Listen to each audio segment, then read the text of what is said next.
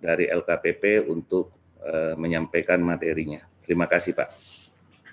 Baik, terima kasih banyak Bapak Andi Zabur Rahman yang telah memberikan sambutannya selaku Ketua Umum LPKN.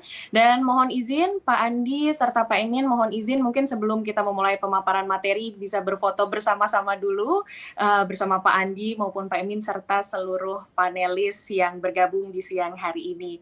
Kami persilakan kepada para panelis untuk dapat menyalakan kameranya terlebih dahulu, mohon izin. Dan saya akan menghitungnya dari 3, 2, 1, kita akan bersama-sama memberikan senyuman yang terbaik di siang hari ini. Baik, kami masih menunggu seluruh panelis untuk dapat bergabung. Baik, kami persilahkan. Kapan lagi nih berfoto bersama dengan Pak Emin dan Pak Andi tentunya di siang hari ini. Baik, sudah mulai bergabung. Terima kasih banyak. Dan mungkin kami persilakan kepada tim pelaksana dari LPKN untuk dapat mengcapture-nya. Boleh, dan 3, 2, 1. Baik, silahkan. Terima kasih banyak. Mungkin sekali lagi memberikan jempol terbaiknya dari bapak-bapak yang keren siang hari ini. Baik, oke. Dan 3, 2, 1. Terima kasih banyak sekali lagi Pak Andi, Pak Emin maupun seluruh panelis yang telah bergabung dan berpartisipasi. Selanjutnya mohon izin kepada Bapak Emin Adi Muhaimin SSI MSI untuk dapat memulai pemaparan materi pada hari ini. Dan kepada yang terhormat langsung saja kami persilahkan kepada Bapak Emin Adi Muhaimin SSI MSI selaku Direktur Pengembangan Sistem Pengadaan Secara Elektronik LKPP, kami persilahkan. Terima kasih Mbak Firdi, Bapak Ibu yang kami hormati, Pak Andi yang kami hormati, panelis, seluruh peserta. Assalamualaikum warahmatullahi wabarakatuh. Waalaikumsalam. Selamat siang, salam sejahtera untuk kita semua. Bagi Bapak Ibu dari Indonesia Timur dan Tengah, mungkin sekarang sudah sore barangkali ya. Pertama tentu kami terima kasih atas undangannya dan kesempatan yang sangat baik ini untuk menyampaikan beberapa hal terkait dengan pengembangan sikap, gitu ya. Saya izin share, Mbak Firdi. Baik, kami persilakan Pak Emin, mohon izin. Baik, ya sesuai dengan tema kita siang ini, kita akan mendiskusikan terkait dengan sistem informasi kinerja penyedia. Tadi Pak Andi sudah menyebutkan di dunia pengadaan atau purchasing kita mengenal istilahnya vendor management system. Ya ini soal nomenklatur gitu ya. Kaitan dengan sikap ini betul bahwa ini akan menjadi backbone kita untuk pendukung pengadaan barang jasa ke depan. Karena kita tahu banyak hal yang seringkali kita lakukan sesuatu yang berulang, ya, yang sebenarnya kalau kita boleh jujur tidak efektif dan tidak efisien di dalam prosesnya. Nah, dengan pendekatan pengembangan sikap kita ingin ke depan proses pengadaan ada bagian-bagian yang secara otomatisasi akan diambil oleh sistem sehingga ini akan mengurangi beban kelompok kerja terhadap proses pengadaan. Pada sisi lain, kita juga ingin berharap bahwa hal-hal yang sifatnya data dasar terkait dengan profil penyedia yang selama ini kalau penyedia itu ikut katakanlah di 100 paket pengadaan, maka 100 kali pula kemudian dokumen yang sama, akte, NPWP, izin usaha diperiksa. Gitu ya. Bayangkan kalau 100 kali paket, 100 kali diperiksa oleh Pokja yang berbeda dari Sabang sampai dengan Merauke gitu ya.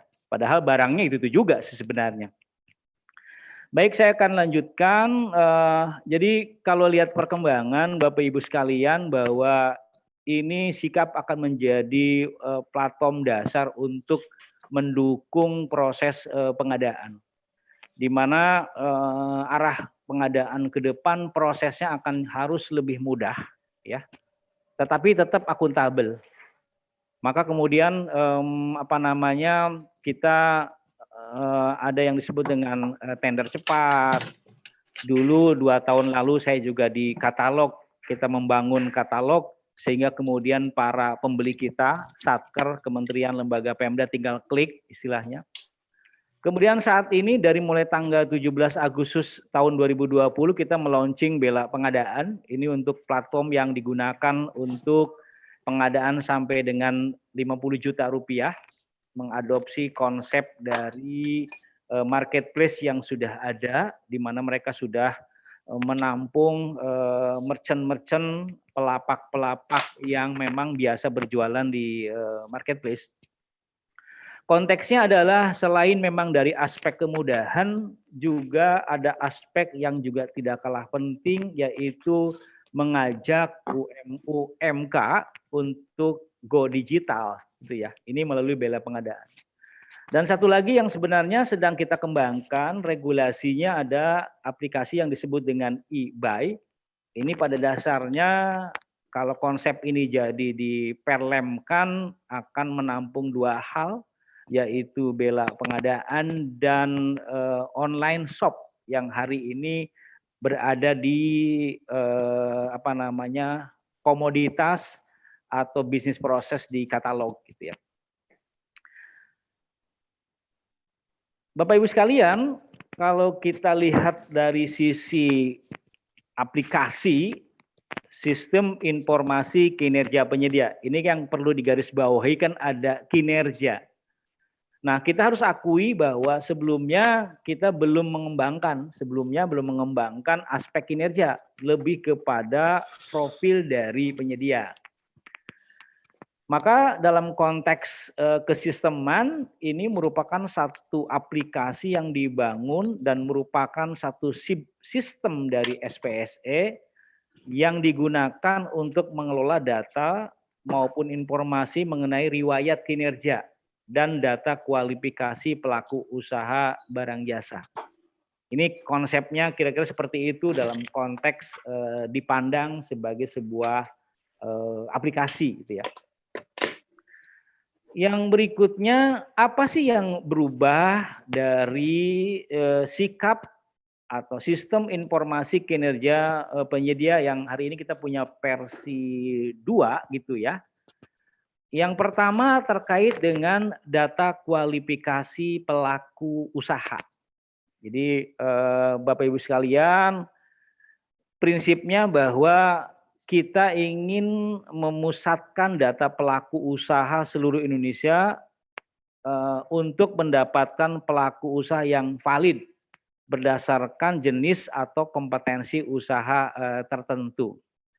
Nah, seperti Bapak Ibu ketahui bahwa pengelolaan sistem pengadaan secara elektronik atau SPSE ini konsepnya saat ini adalah konsep yang terdistribusi, di mana ada 685 kementerian lembaga dan Pemda yang mengelola SPSE.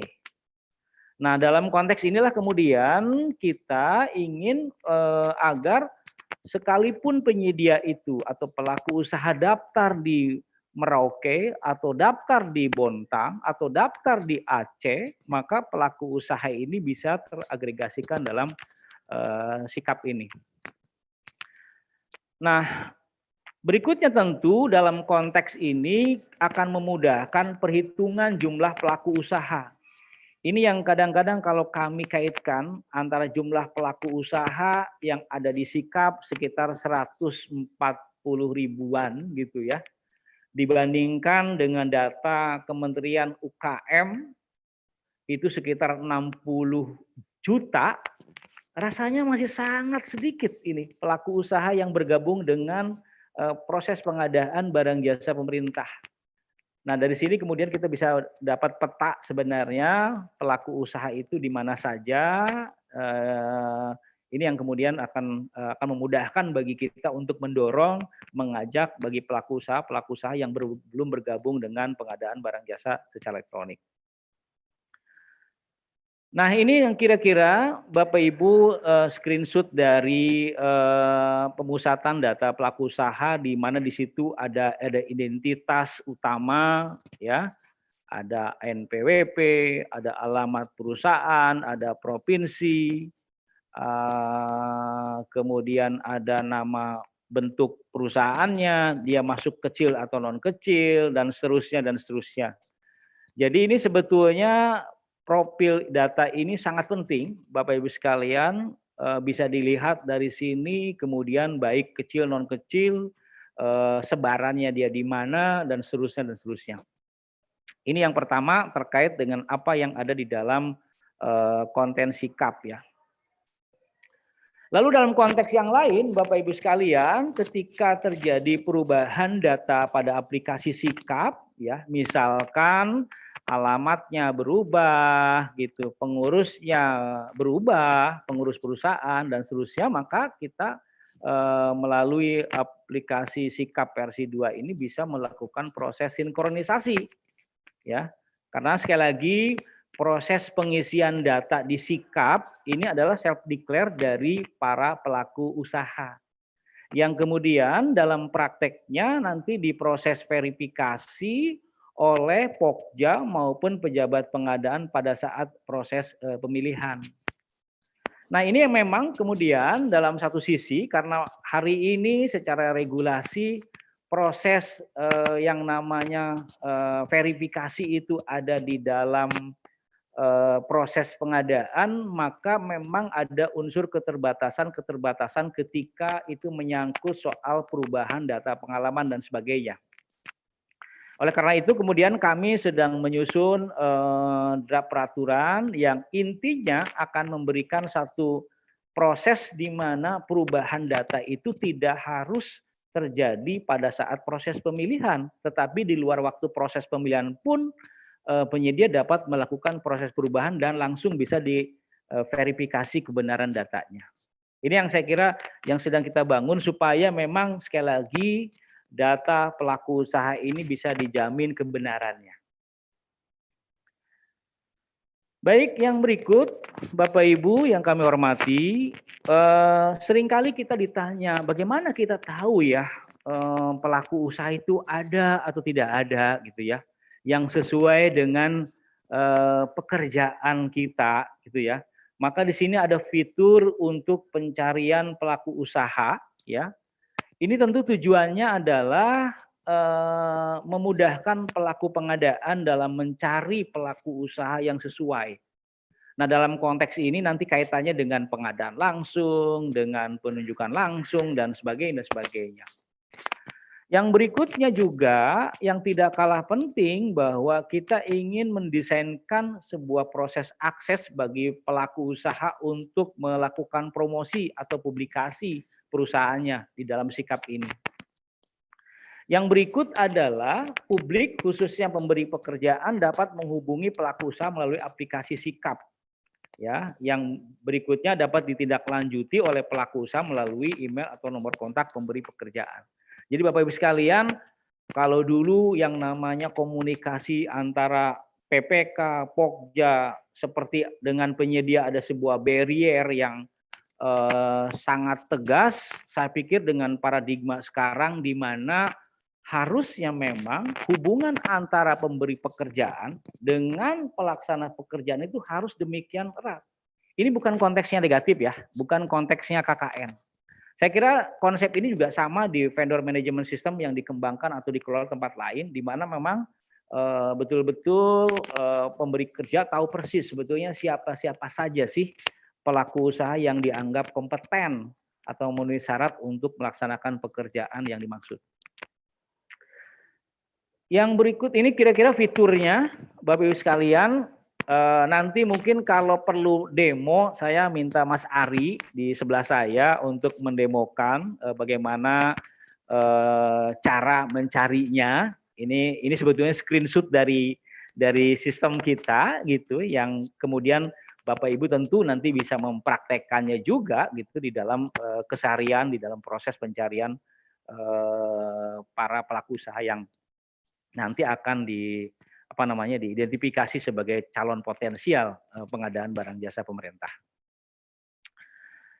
Next ini detailnya pelaku usaha, tetapi kami memang di dalam sistem ini Bapak Ibu untuk detail pelaku usaha ini bisa kita publish sekali lagi apabila si pelaku usaha menyetujui. Jadi ada bagian yang sifatnya umum yang itu bisa terpublish secara otomatis, tetapi kami juga ada mekanisme konfirmasi dari pelaku usaha. Karena bisa jadi kalau kemudian otomatis ada pelaku usaha yang keberatan. Makanya dengan skema ini sebetulnya pelaku usahanya yang harus mendeklar non-disclosure, artinya bersedia mengklik sesuatu, lalu kemudian detail data pelaku usahanya akan terpublikasikan.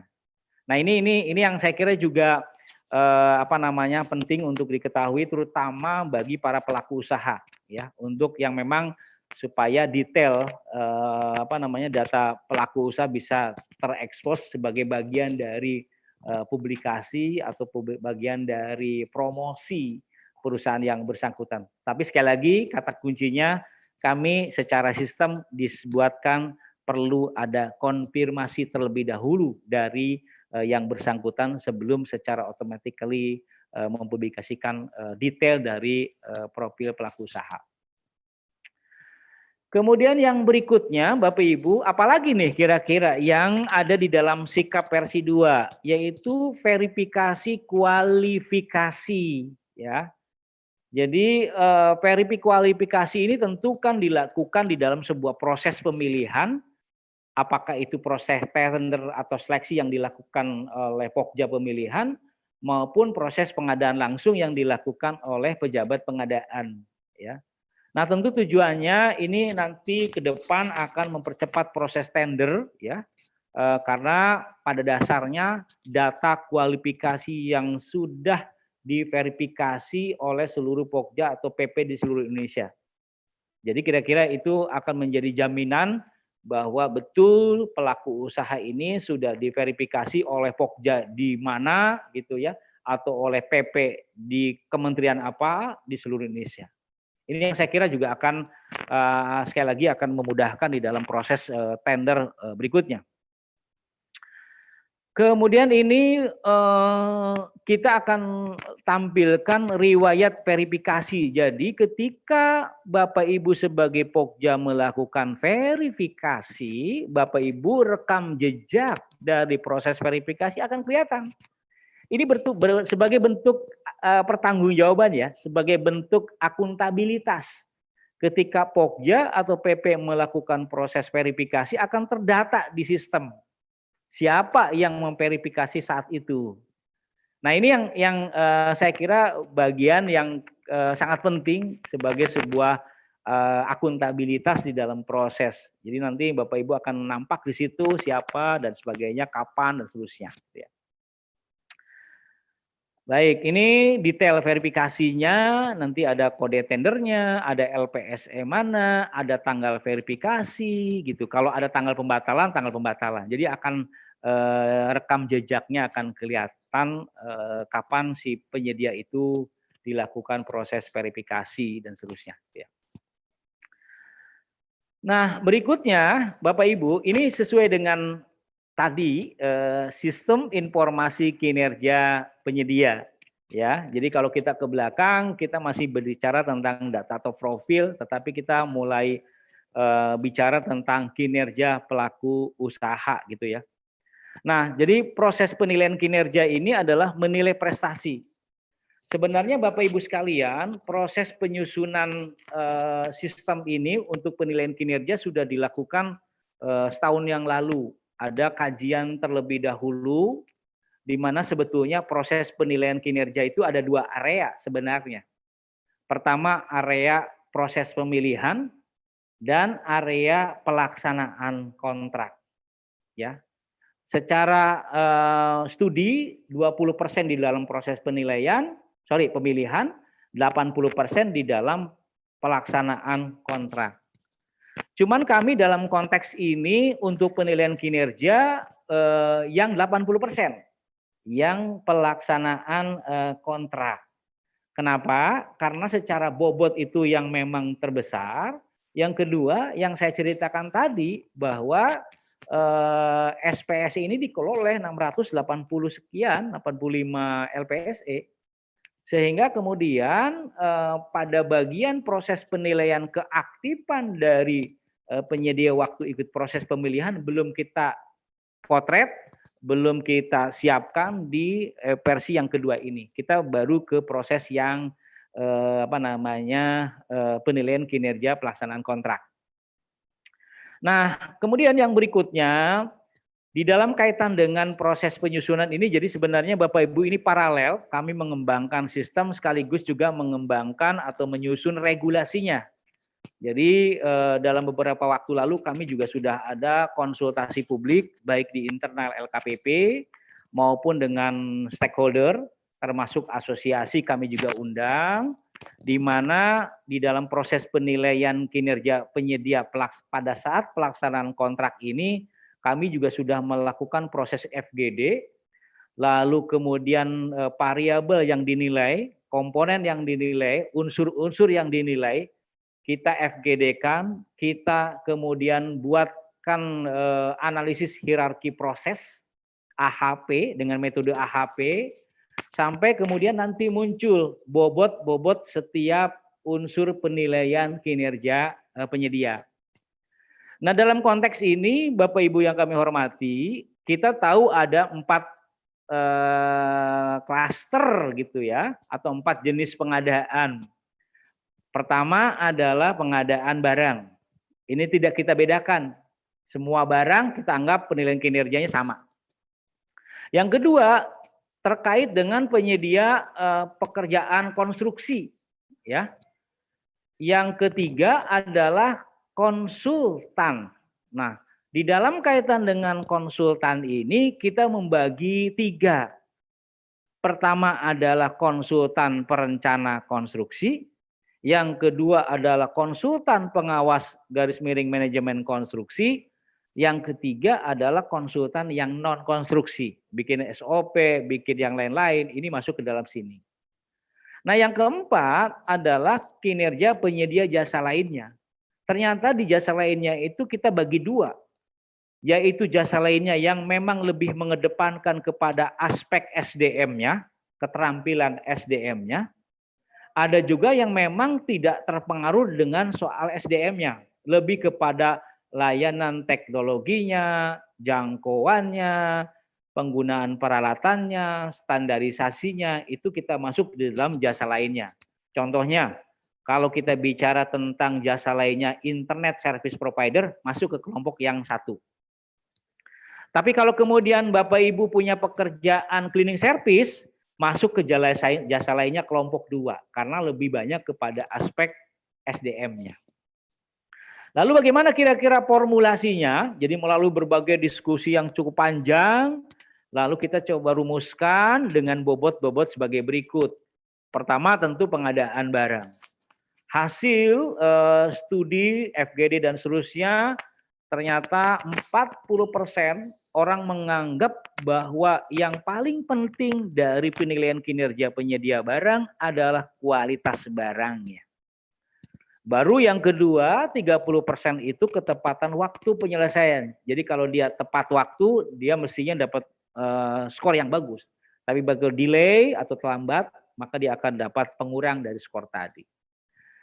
Yang ketiga, ternyata administrasi pekerjaan. Jadi sekalipun Bapak Ibu administrasi, ternyata ini penting menurut pandangan PPK. Jadi waktu itu kita survei FGD dengan para PPK. Jadi ada PPK yang dari unsur pekerjaannya itu konsultansi, ada PPK yang mengurusi pekerjaan konstruksi, ada PPK yang mengurusi IT, dan seterusnya, dan seterusnya.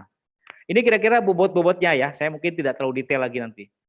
Nah, demikian pula yang konstruksi, Bapak Ibu sekalian, kualitas hasil pekerjaan itu merupakan faktor atau unsur yang paling penting di dalam kaitan dengan kinerja penyedia konstruksi. Dan seterusnya sampai ke belakang, yaitu 10% ketika ngomong kesesuaian kualifikasi, jumlah, waktu penugasan, dan seterusnya. Nah, yang berikutnya untuk konsultan perencana konstruksi, ini bobot terbesar adalah kuantitas dan kualitas output. Ini yang kemudian dijabarkan ke dalam spek teknis yang direkomendasikan. Jadi menurut para PPK yang responden, bahwa spek teknis yang direkomendasikan itu penting untuk mengukur kinerja penyedia perencana konstruksi.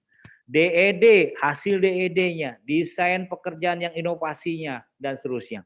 Jadi ini kira-kira Bapak Ibu sekalian akan menggambarkan, bobot-bobot ini ya, bobot masing-masing 30, 25, 15, 15, 15, dan seterusnya. Gitu ya. Kemudian untuk pengawas konstruksi demikian pula Bapak Ibu bobotnya tidak sama dengan yang tadi ya. Jadi unsurnya pun berbeda antara konsultan pengawas dengan konsultan perencana, konsultan non konstruksi itu berbeda-beda dan bobotnya pun masing-masing unsur ini berbeda pula gitu ya. Nah, ini yang saya kira penting untuk kita pahami. Kemudian jasa konsultan non konstruksi ini juga sama kurang lebih kualitas output itu merupakan yang terbesar di dalam kaitan dengan penilaian kinerja disusul dengan tenaga ahli dan tenaga teknis yang digunakan. Baik Bapak Ibu, untuk jasa lainnya ini kira-kira 40% untuk yang jasa lainnya yang tidak terlalu banyak pengaruh dengan SDM itu kepada kualitas produk atau layanan produknya. Baru kemudian sisanya dibagi ke dalam penanganan, administrasi pekerjaan, jadwal waktu. Sementara yang SDM lebih kepada kualitas pekerjaan 30% dan seterusnya. Ini yang saya kira mungkin saya tidak akan uraikan terlalu jauh ya di dalam kaitan ini karena memang cukup panjang dalam kaitan. Tapi poinnya adalah ketika nanti akan dinilai, ini dinilai tentu kaitannya dengan kapan sih. Kalau pengadaan barang tentu ketika serah terima, tapi kalau kemudian pekerjaan konstruksi karena ada masa pemeliharaan, itu dibagi dua step, dibagi dua step penilaian kinerjanya. Waktu bangunannya sudah selesai dan waktu masa pemeliharaan sudah selesai. Karena bisa jadi waktu pelaksanaan bangunan itu bagus, tapi masa pemeliharaannya nggak bagus. Itu akan mempengaruhi juga terhadap penilaian. Nah, Bapak Ibu yang kami hormati, scoring yang sudah kita buat dengan berbagai simulasi yang ada, ini kira-kira 0, 1 sampai 60, cukup sedang 71, 80 dan seterusnya. Nah, ini konsekuensinya nanti Bapak Ibu sekalian bahwa kita akan mengedepankan terkait dengan pengadaan langsung yang berbasis kinerja. Yang kedua adalah tender cepat yang berbasis kinerja juga. Jadi kalau hari ini mungkin Bapak Ibu kalau tender cepat hanya berdasarkan KBLI-nya cocok, pengalamannya cocok, tapi sedang kita rumuskan supaya faktor penilaian kinerja juga menjadi unsur yang akan menjadi mensortir dari siapa-siapa saja pelaku usaha yang akan terundang di dalam tender cepat. Nah, untuk menunjukkan objektivitas, Bapak Ibu, ini yang kita tidak otomatis akan memberikan semacam quote and quote sanksi kepada penyedia yang kurang kinerjanya. Oleh karena itu, dalam menjaga objektivitas tadi, paling tidak ada 3 PPK yang memberikan penilaian terhadap pelaku usaha. Ya, dari konsultasi publik yang sebelumnya, kami mendapatkan juga masukan agar memang aspek penghukuman kepada si penyedia mungkin perlu ada waktu ditunda sekitar 6 bulan sampai setahun. Tujuannya adalah untuk mensosialisasikan dan membiasakan para pelaku pengadaan dengan sistem penilaian kinerja ini. Kalau secara sistemnya kira-kira gini, Bapak Ibu sekalian, ini Bapak Ibu tidak perlu pusing-pusing menghitung dan sebagainya, cukup dengan memasukkan angka saja. Maka sistem ini akan mengenerate sehingga akan keluar total nilainya gitu ya. Dari situ akan ketahuan nanti apakah dia bintang 1, bintang 2, bintang 4 sampai dan seterusnya. Ini mirip-mirip dengan inilah dengan Traveloka gitu ya. Cuman rasanya akan lebih kompleks dibandingkan yang Traveloka gitu ya. Karena ada beberapa unsur-unsur yang tadi ada sub-unsurnya juga yang kemudian menjadi pertimbangan ketika PPK akan memberikan penilaian kinerja. Kemudian ini form penilaiannya, Bapak Ibu sekalian, di sini. Kemudian ini juga rangkuman penilaian, detail penilaian, kira-kira di mana sih sebetulnya kekurangan dari satu penyedia. Karena tadi penilaian kinerja penyedia itu dilakukan oleh 3 dan seterusnya, maka sebenarnya ini menjadi bahan evaluasi si penyedia juga. Dia kelemahannya di mana? Oh, ternyata dia menurut PPK memang terlambat waktunya. Maka ini juga bisa jadi masukan kepada si penyedia untuk memperbaiki ketepatan waktu penyelesaian pekerjaan. Jadi dari sini kemudian bisa memperbaiki unsur-unsur yang dianggap lemah atau kurang di dalam proses pelaksanaan kontrak dari sisi penyedia. Ini juga feedback bagi si penyedia yang bersangkutan. Nah, berikutnya Bapak Ibu, fitur yang lain seperti yang saya sampaikan tadi, jika data kualifikasi ini kan banyak sekali sebenarnya.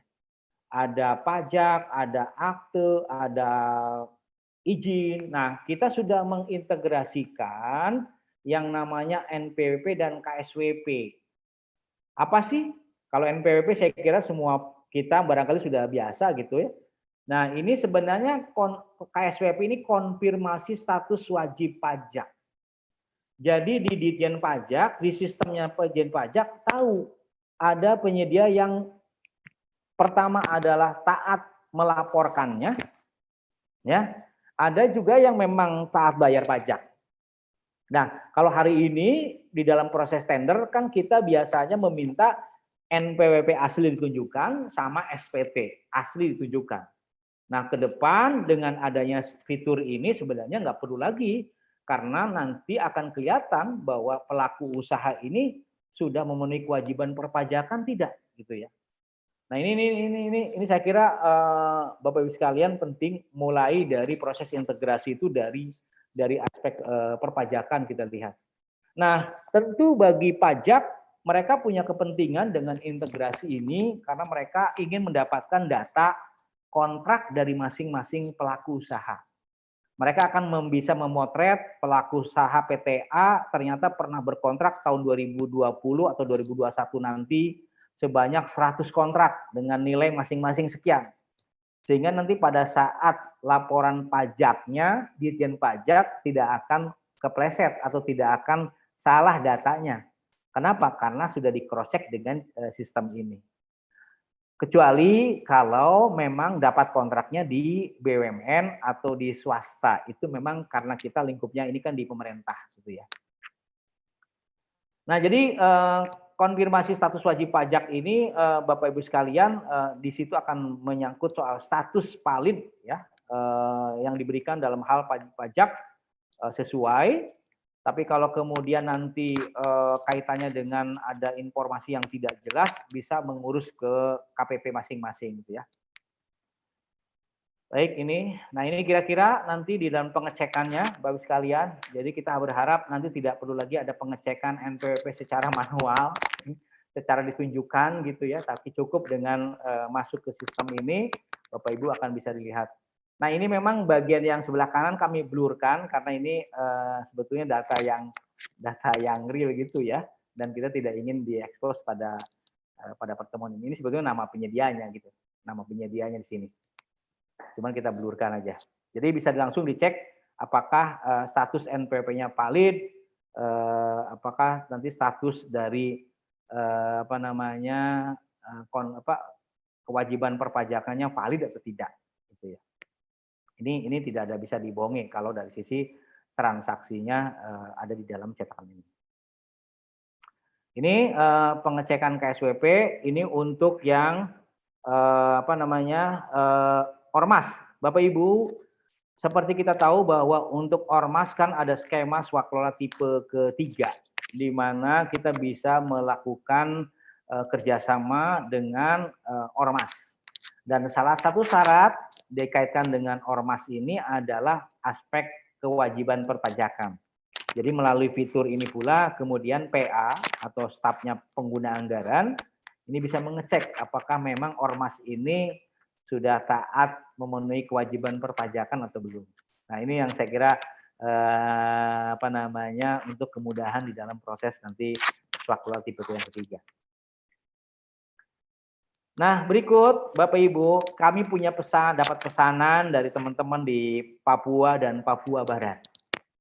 Seperti kita tahu bahwa di Papua dan Papua Barat itu ada peraturan Presiden nomor 17 tahun 2019 tentang pengadaan barang jasa untuk percepatan pembangunan kesejahteraan di Papua dan Papua Barat.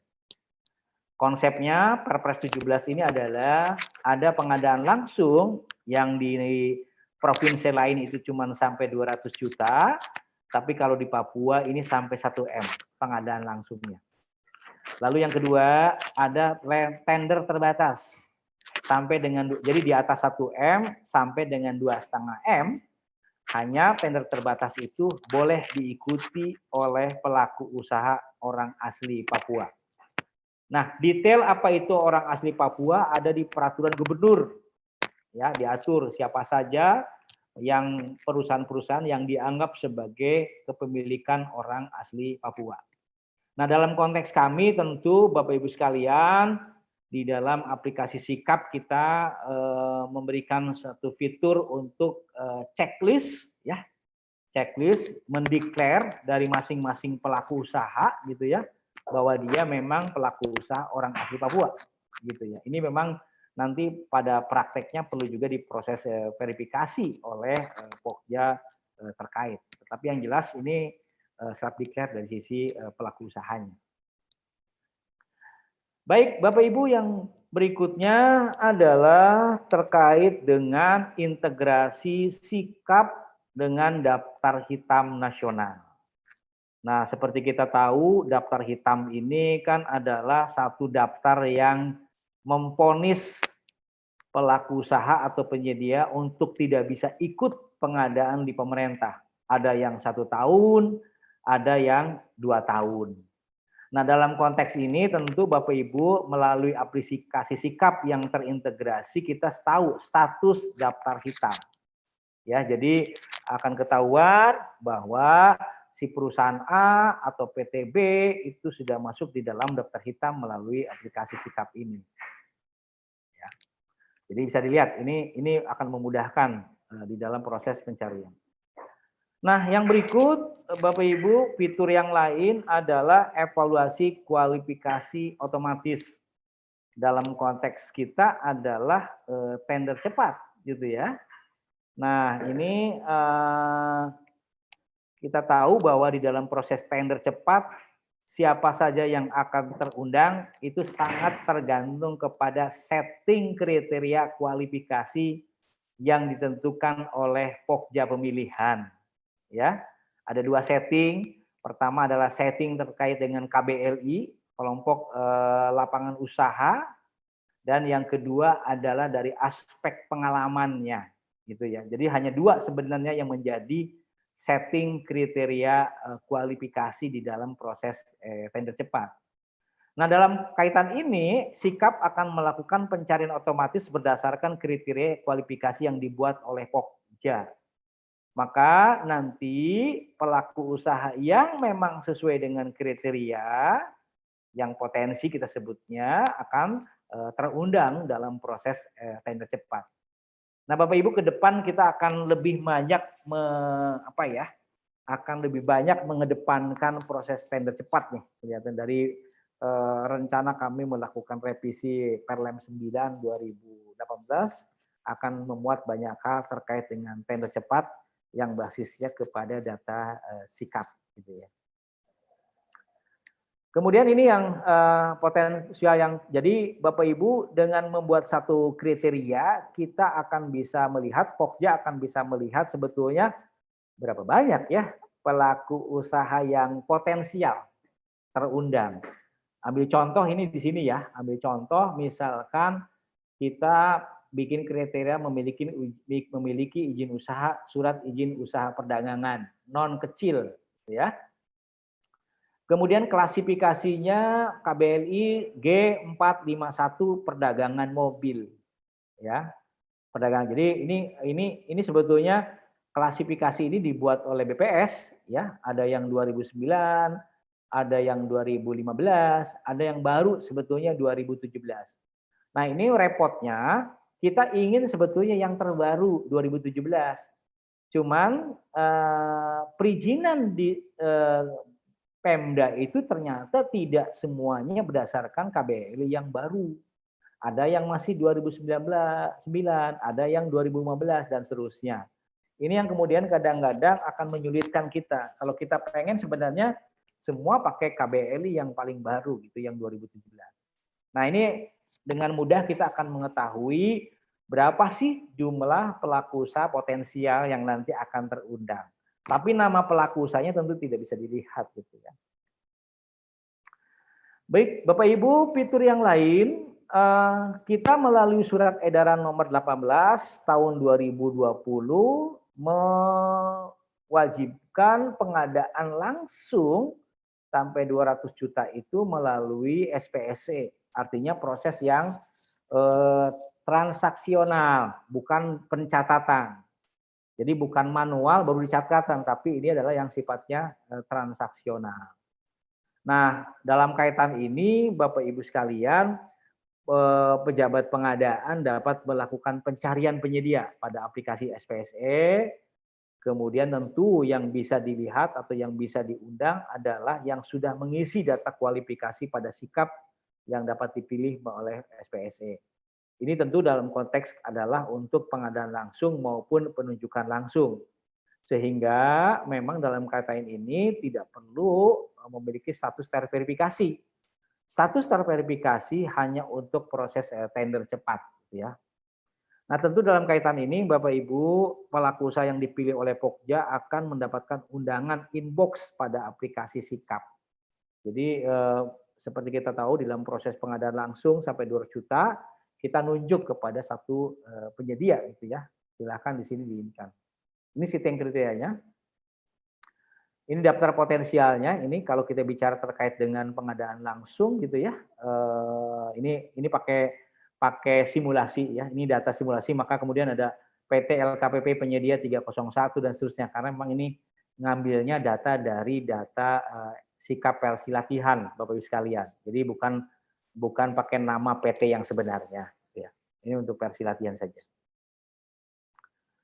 Nah, di sini juga Bapak Ibu akan terlihatan bahwa sudah pilih, belum dipilih, dan seterusnya. Jadi status dari masing-masing pelaku usaha ini akan terlihat pernah dipilih atau belum pernah dipilih di dalam proses pengadaan.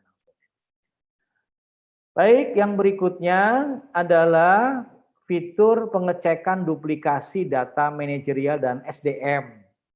Seperti tahu bahwa di dunia pengadaan pemerintah banyak orang yang punya perusahaan lebih dari satu. Ada yang punya 5, ada yang punya 10, ada yang punya 30, mungkin ada yang sampai 100. Apakah itu dilarang? Tentu tidak. Tentu tidak, ya, tidak dilarang, itu haknya setiap orang. Poin yang akan digambarkan di sini adalah kita melalui sikap ini akan mengecek apakah terjadi duplikasi enggak dari sisi data manajerial. Jadi data manajer itu ya misalkan direksinya gitu ya, komisarisnya gitu ya, dari sisi itu. Ini akan bisa dilihat. Nah, tentu pengecekannya berdasarkan NIK.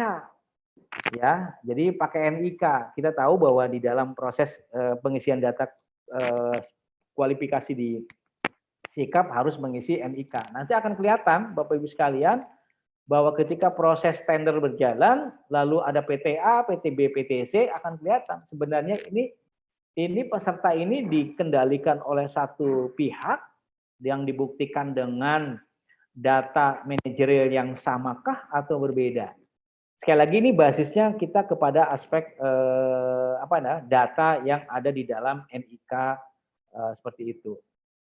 Nah, Bapak sekalian, kaitan dengan duplikasi juga terkait dengan tenaga ahli maupun tenaga teknis serta tenaga administrasi yang dibutuhkan dalam proses suatu pengadaan. Seperti kita tahu bahwa hari ini konsultan kita sebenarnya antara supply dengan demand tidak seimbang. Lebih banyak demand dibandingkan supply-nya. Nah, ini yang kemudian yang terjadi, tenaga ahli itu dipinjam pakai, digunakan oleh banyak sekali proyek atau kegiatan pada saat yang bersamaan kontraknya bukan output based, kontraknya adalah time based atau kontraknya berbasis hitungan hari, maka akan kepentok nanti siapa saja yang rangkap dari pekerjaan itu sangat banyak. Nah ini kira-kira fiturnya, data yang duplikasi tadi bisa dilihat nanti cek duplikasi data, kalau akan muncul akan kelihatan, oh datanya terduplikasi nih, ya ini sangat akan memudahkan di dalam proses nanti evaluasi, terutama evaluasi kualifikasi sih sebenarnya.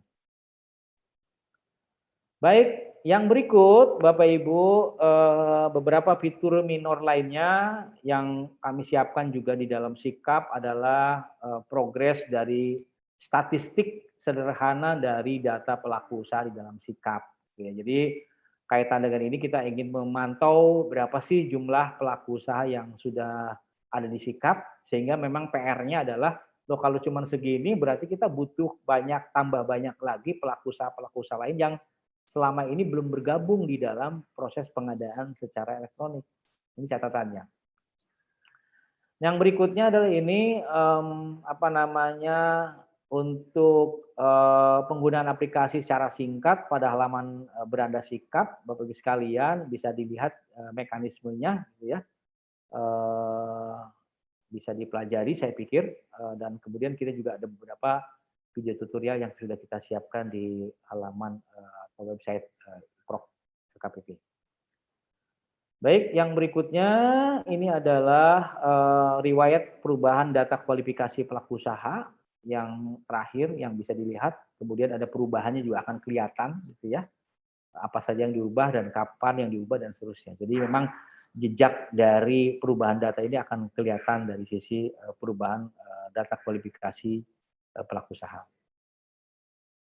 Ini yang berikutnya adalah yang tadi penambahan jumlah jenis SDM, bisa jadi perusahaan merekrut baru tenaga ahli atau tenaga terampil dan belum didaftarkan di dalam sikap, dimasukkan di sini ya Bapak sekalian. Jadi bisa ditambahkan tenaga ahlinya siapa, tenaga terampilnya siapa saja, supaya nanti pada saat ikut proses pengadaan ternyata memang tenaga ahlinya cukup terpenuhi dari kebutuhan yang ditetapkan oleh Pokja pemilihan.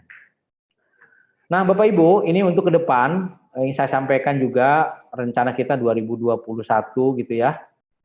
Pengembangan kita pertama adalah soal pendaftaran pelaku usaha pada sikap. Jadi ini pada prinsipnya kita ingin menggabungkan modul agregasi data penyedia dengan sikap.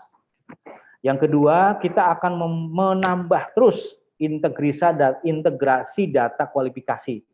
Jadi kalau hari ini kita sudah dengan KSWP Ditjen Pajak, sebenarnya tinggal menunggu PKS, harusnya dengan OSS bisa nih. Tapi ini karena gara-gara secara teknis sebenarnya udah selesai, hanya administrasi perjanjiannya saja yang belum. Nah, dengan Kumham juga sudah mulai ada PKS-nya dan BPS juga sudah. Nanti dengan Kemendagri rencana kita tahun 2021. Harapan kita ke depan bahwa tidak lagi perlu ada pembuktian kualifikasi pada data kualifikasi yang telah terintegrasi dengan sistem yang memuat data kualifikasi. Jadi soal akte, NPWP, soal NIB atau izin usaha, termasuk dengan kependudukan dan seterusnya. Ini yang akan kita teruskan. Termasuk juga harapan kami nanti dengan PUPR atau LPJK untuk SBU, SKA, dan SKT. Sehingga kemudian akan terpotretkan sebetulnya si A sebagai tenaga A itu sebetulnya dia kedudukannya di perusahaan A, apa sih gitu kira-kira seperti itu. Yang ketiga adalah dashboard publik untuk pelaku usaha melakukan monitoring perkembangan pelaku usaha di Indonesia. Jadi bisa nanti dilihat berapa banyak perkembangan dari pelaku usaha yang bergabung di sikap ini. Kemudian yang berikutnya, integrasi pengalaman penyedia di SPSE dengan di sikap, bahwa pemenang yang berkontrak yang datanya sudah diinputkan oleh PPK pada aplikasi SPSE bisa diintegrasikan dengan sikap, sehingga nanti Bapak Ibu sekalian, datanya ini akan terjadi semacam kayak cross check antara data yang satu dengan data yang lain dan saling melengkapi. Saya kira mungkin itu Bapak Ibu sekalian, Pak Andi, Mbak Firdi, dan semua panelis serta peserta dari webinar ini. Terima kasih, saya kembalikan ke Mbak Firdi.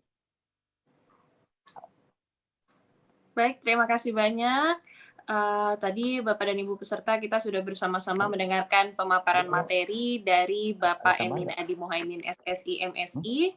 Dan kita sudah bersama-sama juga mendengar lebih lanjut tentang aplikasi Sikap yang merupakan subsistem dari SPSE yang digunakan untuk mengelola data atau informasi mengenai riwayat kinerja dan atau data kualifikasi penyedia barang atau jasa dengan fungsi memusatkan data pelaku usaha, pencarian pelaku usaha, dan juga verifikasi kualifikasi, serta dijelaskan juga tadi proses serta tata cara penilaian kinerja pelaku usaha serta fitur-fitur seperti integrasi data NPWP dan KSWP, kemudian jenis kepemilikan orang asli Papua, integrasi Sikap dengan daftar hitam nasional, evaluasi kualifikasi otomatis untuk tender cepat, dan pemilihan penyedia pengadaan langsung, serta pengecekan duplikasi data manajerial dan SDM, dan juga tadi di akhir ada rencana pengembangan Sikap itu sendiri. Terima kasih banyak sekali lagi Pak Emin Adi Mohaimin.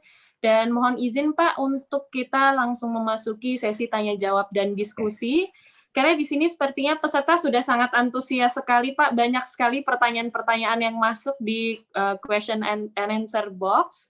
Dan juga sudah ada 62 peserta yang mengklik fitur raise hand Pak.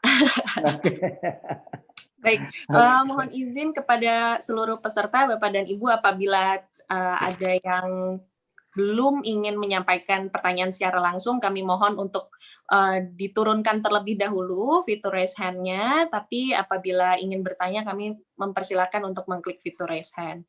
Mungkin saya akan memilih beberapa pertanyaan menarik yang ada di questions and answer box terlebih dahulu. Pak Emin, mohon izin. Yang pertama dari Sefta Herando. Bapak Sefta Herando, selamat siang. Apakah benar untuk mendaftar akun Sikap ada peraturan yang menyatakan minimal harus pernah mengikuti tender di LPSE minimal sekali, Pak, dan baru bisa membuat akun Sikap? Mohon informasi dan terima kasih sebelumnya. Kami persilakan Pak Emin. Baik, ini perlu dibedakan antara ikut tender atau ikut pengadaan dengan mempunyai akun. Ya, jadi sebetulnya kalau Bapak Ibu mau ikut pengadaan pemerintah harus punya akun dulu. Nah, akunnya kemana daftarnya? Daftarnya harus ke LPSE. LPSE mana? Ya LPSE semua kementerian lembaga Pemda, nggak usah khawatir. Misalkan ada yang LPSE Kemenkeu, silahkan daftar ke sana yang lebih dekat. Atau ke Jawa Tengah, boleh, nggak ada masalah. Nah, lalu kemudian si pelaku usaha itu kan mengisi data Sikap. Nah, di dalam kaitan dengan, jadi untuk pendaftaran sebetulnya cuma dua, Bapak Ibu. Untuk mendapatkan akun tadi, yaitu hanya KTP dan NPWP. Jadi kalau dia berbentuk perusahaan, PT, CP, maka KTP-nya KTP direksi tentu. Tapi kalau mau mendaftarkan diri sendiri, ya KTP diri sendiri gitu kan, bukan sebagai direksinya gitu ya.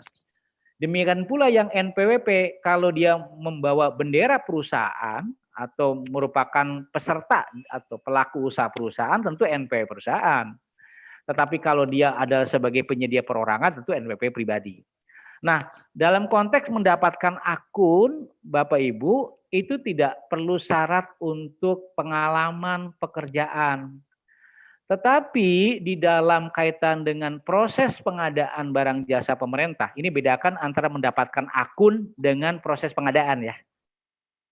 Kalau untuk mendapatkan atau mengikuti proses pengadaan, apakah itu pengadaan langsung, apakah itu penunjukan langsung, apakah itu mau tender, tender cepat, apalagi, itu memang harus punya pengalaman 1 kali. Apakah pengalaman itu harus dari pemerintah? Ya tidak. Ya kan, kalau pengalaman pemerintah itu belum punya, ya nggak apa-apa. Dari swasta boleh, dari BUMN silahkan, nggak ada masalah. Ya, Jadi dengan cara apa? Ya bisa menunjukkan misalkan oh barang saya sudah pernah dibeli nih oleh misalkan apa ya Garuda misalkan atau oleh perusahaan swasta mana. Silakan kan ada kwitansinya, ada bukti atau ada kontraknya. Maka dalam konteks pengadaan barang jasa pemerintah dia memenuhi syarat sebagai peserta pemilihan atau proses pengadaan. Karena sudah punya pengalaman kerja kontrak dari pihak lain sebelum proses ke pemerintah. Itu jawaban ke saya ke Pak siapa tadi, Bu? Baik Pak, ke Pak Syefta Herando. Ya. Terima kasih banyak Pak Emin dan mohon izin selanjutnya ada beberapa pertanyaan terkait tender cepat. Yang pertama dari Bapak Bayu Darmawan. Beberapa kali perusahaan kami tidak mendapatkan undangan tender cepat meski memenuhi kualifikasi. Dan dalam tender cepat lain dengan kualifikasi serupa perusahaan kami terundang. Apa kira-kira penyebab tidak terundangnya kami tersebut, Pak? Dan kemudian dari Bapak Ilham Montis dari Pekanbaru, bagaimana bentuk dari monitoring proses untuk verifikasi kualifikasi oleh pelaku usaha tersebut nantinya. Kami persilakan Pak Emin, mohon izin. Oke. Baik, saya jawab dulu Pak Bayu ya. Nanti ya, minta tolong Mas Ari menjawab tambahan. Pak Bayu, ketika perusahaan Bapak tidak terundang dalam satu paket, sementara pada paket pengadaan lain terundang, ada beberapa kemungkinan. Tadi saya sampaikan Pokja ini memiliki kriteria 2 ketika dia menggarisbawahi terkait dengan tender cepat. Pertama adalah KBLI, kode KBLI-nya. Nah, yang kedua adalah pengalaman pekerjaan yang sama. Nah, biasanya pengalaman ini ada yang disetting misalkan 50%. Misalkan saya Pokja nih, saya Pokja. Saya punya Pokja, saya punya pekerjaan sebutnya 5M. Lalu saya merumuskan bahwa pengalaman 50% berarti Bapak pernah mendapatkan kontrak senilai minimum 2,5M.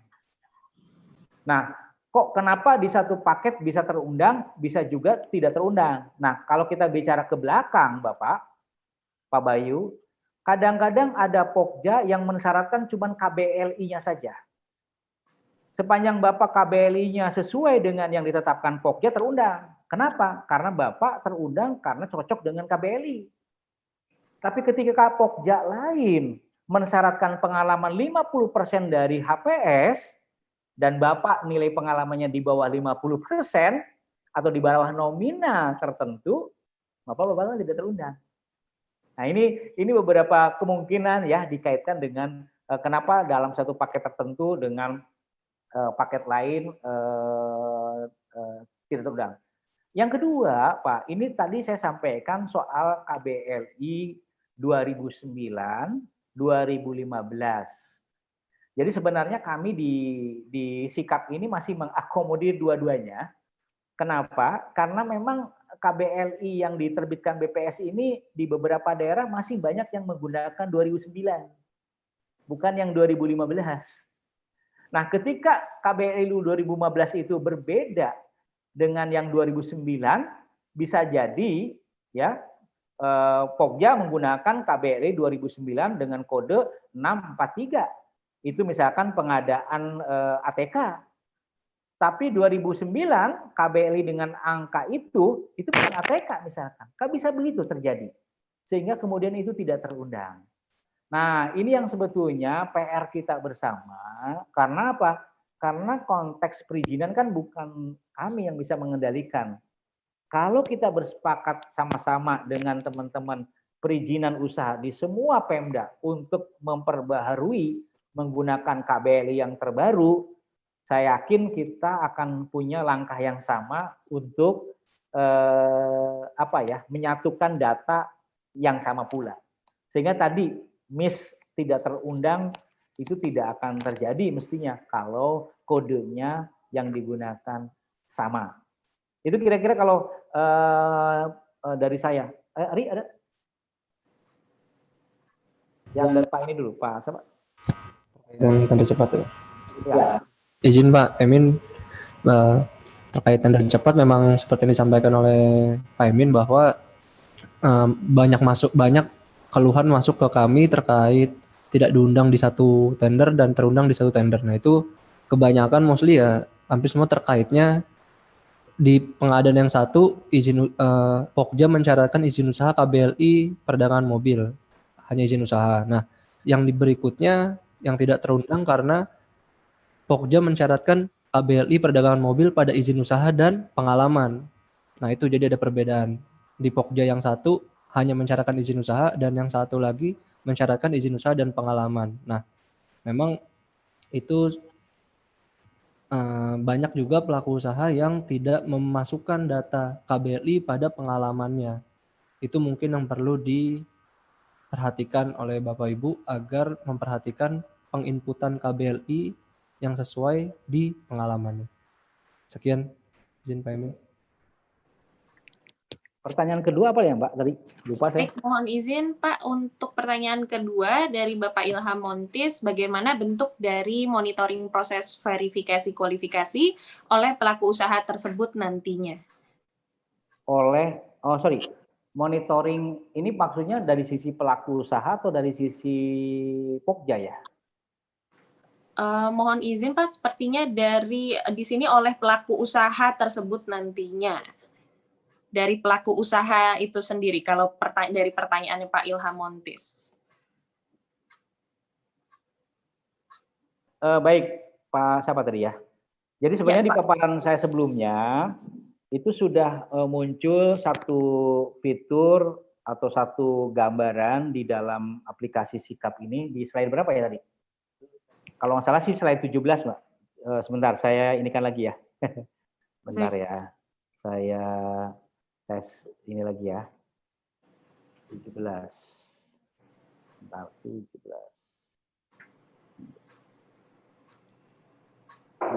Ini. Oh, 15. Ini. Nah, ini. Bapak Ibu bisa lihat nggak ya?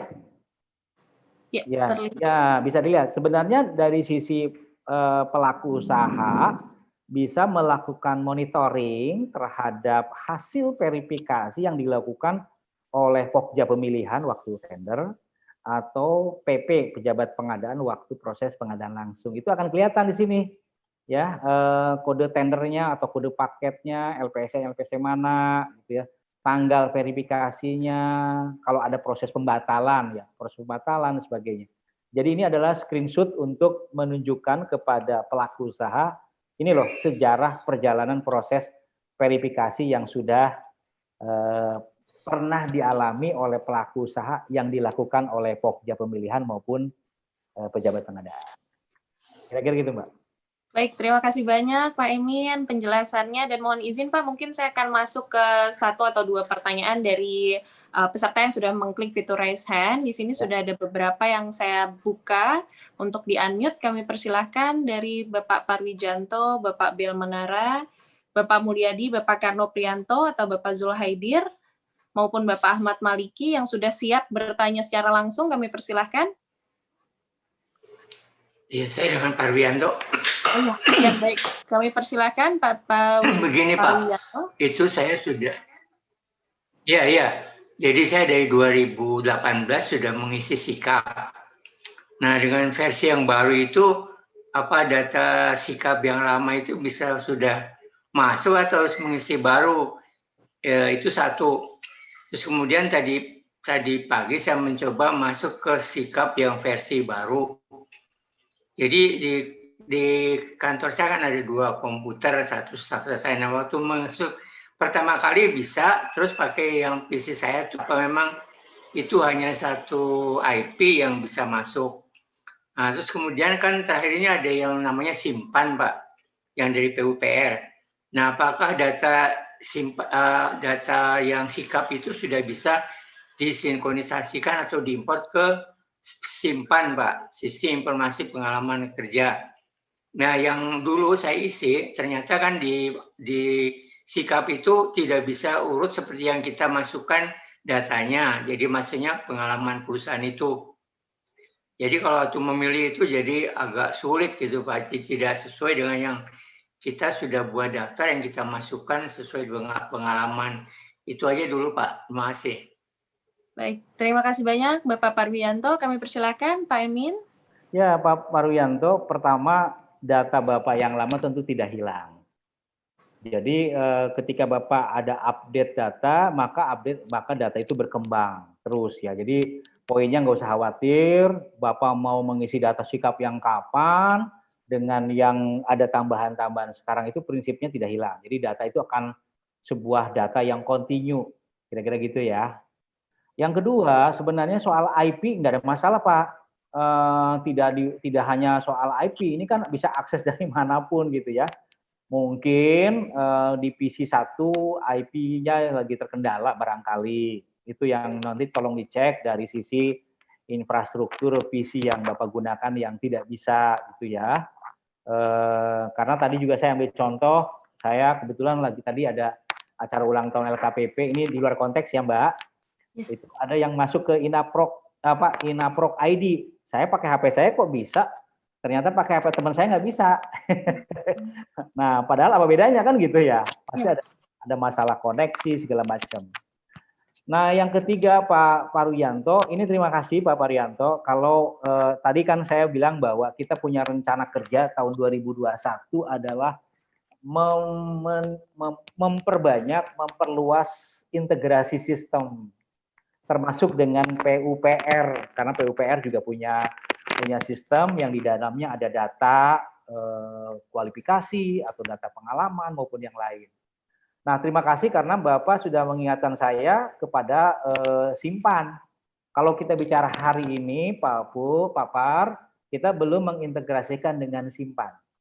Tapi kita insya Allah akan koordinasi dengan PUPR agar untuk nanti kita bisa mengintegrasikan data sikap dengan data simpan. Sehingga nanti betul-betul kita tuh nyatulah semua sistem yang ada, data yang ada, yang memang mendukung proses pengadaan, ini bisa kita integrasikan. Sehingga Bapak tidak perlu ragu nginput 2 kali, 3 kali, dan seterusnya. Ini yang menjadi cita-cita kami. Tapi kalau kita bicara sampai dengan hari ini, kita belum mengintegrasikan dengan simpan.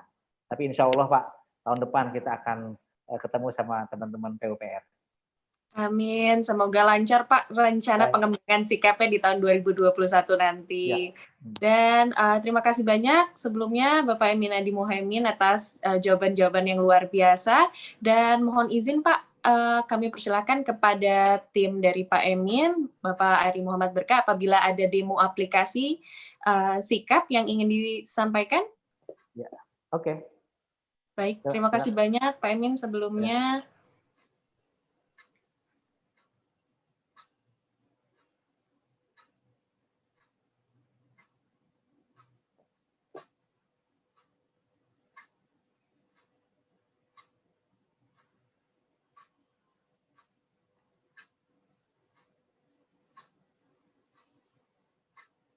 Ya, Bapak dan Ibu, sambil menunggu untuk melihat sedikit atau sekilas dari demo aplikasi Sikap, kami mengingatkan kembali kepada Bapak dan Ibu peserta untuk dapat mengklik ada salah satu link di bawah atau melalui WhatsApp untuk mengisi absensi dapat dikirimkan ke WhatsApp yang tertera di chat box Bapak dan Ibu semua. Baik, langsung saja kami persilakan kepada Pak Ari untuk menjelaskan tentang demo aplikasi Sikap ini. Terima kasih. Assalamualaikum warahmatullahi wabarakatuh. Selamat siang menjelang sore Bapak Ibu, izin Pak Emin, Mbak Nisa. Nah, berikut tadi mungkin sempat saya lihat ada yang bertanya terkait juga link sikapnya ya, cara mengaksesnya. Jadi kita mengakses ke sikap.lkpp.go.id. Di sini sikap.lkpp.go.id. Ketika nanti Bapak Ibu coba akses, lalu ini adalah tampilan halaman beranda kami. Di sini di sebelah kanan ada untuk login, lalu di tengah-tengah sini seperti yang tadi sempat disampaikan oleh Pak Emin bahwa bisa melakukan pencarian pelaku usaha. Misalnya ada yang kebutuhan di programmer atau dan lain-lain. Lalu di bawahnya ini adalah sekilas ya terkait aplikasi Sikap itu sendiri. tentang sikap, mengapa harus menggunakan. Lalu di sini ada dashboard statistik sederhana yang mungkin nanti akan dikembangkan lebih lanjut. Tapi di sini bisa melihat perkembangan pelaku usaha di sikap. Jadi memang mungkin masih sangat jauh dari harapan, tapi mudah-mudahan di 2021 kami bisa mendorong lebih baik. Lalu cara menggunakan aplikasi sikap. Nah, cara menggunakan aplikasi sikap di halaman beranda memang singkat ya cara penggunaannya. Pelaku usaha login, melakukan pengisian data. Tetapi kalau mau lebih lengkapnya lagi bisa diklik selengkapnya. Nanti akan mendownload user guide yang sudah kami buat. Bentuknya PDF, jadi Bapak Ibu kalau lupa bisa melakukan kilas balik yang ingat-ingat lagi di PDF tersebut, seperti itu. Lalu salah satu fitur tadi melakukan pencarian, misalnya kita klik pencarian pelaku usaha atas nama misalnya Abdul Goni atau NPWP-nya apa, seperti itu ya. Kita melakukan pencarian. Ya di bawah, nah ini karena Pak Abdul Goni ini belum menyetujui untuk melakukan publikasi data detail, maka yang dipublikasikan hanyalah gambaran secara garis besarnya aja. Dia tuh konsultan perseorangan, NPWP-nya berapa, status perusahaannya, klasifikasi bidang usaha, kualifikasinya kecil, jenis pekerjaannya apa, dan lain-lain. Nah kalau Bapak Ibu misalnya mencari perusahaan tidak berdasarkan nama, tapi berdasarkan provinsi, misalnya berdasarkan provinsi di DKI Jakarta, lalu di daerah Jakarta Selatan, seperti itu nanti juga bisa kelihatan per daerahnya, siapa yang ada di daerah sana, seperti itu. Lalu jika misalnya Bapak Ibu ingin mengkontak pelaku usaha ya, ini sudah terlihat bahwa misalnya mau cari programmer, nah kebetulan dapat misalnya namanya Abdul Goni, melakukan kontak pelaku usaha, nanti Bapak Ibu yang ingin memberi pekerjaan, klik nama Bapak Ibu, misalnya Ari, lalu email Bapak Ibu siapa misalnya. Lalu pesannya apa, misalnya berminat untuk menggunakan jasa. Lalu masukkan kode keamanan. Ketika nanti dikirim, akan masuk ke kotak inbox Bapak Ibu semua. Nah, kenapa di sini kami tidak mencantumkan email ataupun mencantumkan nomor HP? Karena banyak concern bahwa jika ditaruh email ataupun nomor HP tanpa ada persetujuan akan menjadikan spamming di nomor HP atau email Bapak Ibu pelaku usaha. Jadi kami menjembatani di sini melakukan kontak melalui aplikasi Sikap.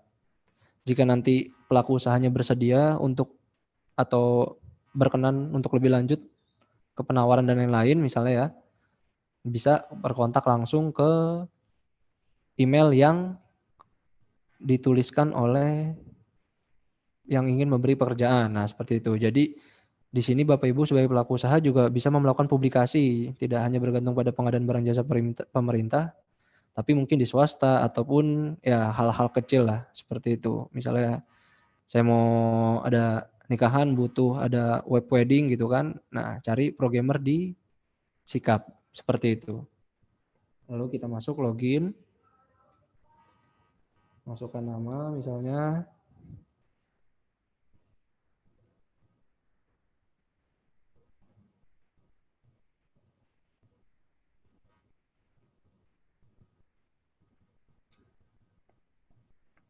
Lalu masuk ke data, lalu bisa mengisi izin usaha Bapak Ibu. Izin usahanya di sini Bapak inputkan izin usaha sesuai dengan yang Bapak Ibu miliki seperti itu. Klik tambah. Jenis izin usahanya apa? SIUP, SBU, IUJK, TDP, NIB, nomor induk berusaha misalnya ya. Lalu pilih sumber hidup, nomor suratnya apa? Kualifikasi kecil atau non kecil, instansi pemberinya misalnya BKPM. Nah, ini yang perlu diperhatikan Bapak Ibu ya. Klasifikasi bidang usaha di sini sesuai dengan NIB atau SIUP yang berlaku. Ini sebagai nanti acuan ketika tadi sesuai yang sudah diinformasikan oleh Pak Emin ketika melakukan pencarian pelaku usaha di tender cepat.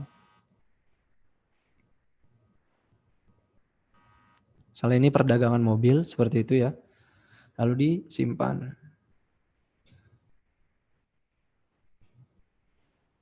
Seperti itu.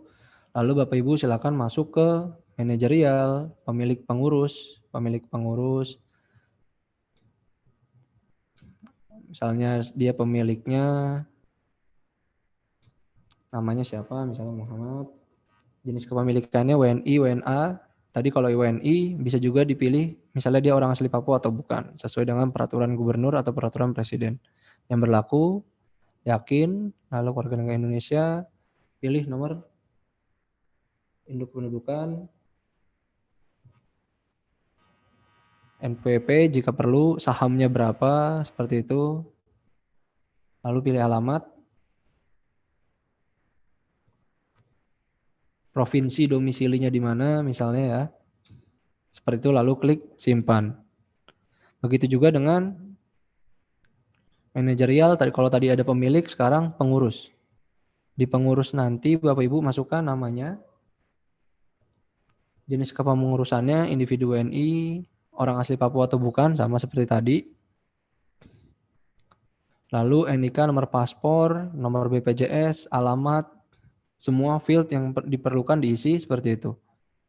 Lalu misalnya menjabat dari misalnya 1 Mei, saat ini saya masih bekerja di jabatan, klik kalau masih menjabat, statusnya pasti aktif, seperti itu. Misalnya jabatan sebagai misalnya ya direksi seperti itu. Jika sudah, klik simpan. Lalu setelah masukkan manajerial, pemilik pengurus, masukkan nomor akta. Nah, di sini nomor akta Bapak Ibu sesuai yang Bapak Ibu miliki ya, nomor akta. Nah, kalau konsultan perorangan, misalnya programmer, tidak ada akta, tidak perlu dimasukkan, seperti itu. Masukkan nomor akta.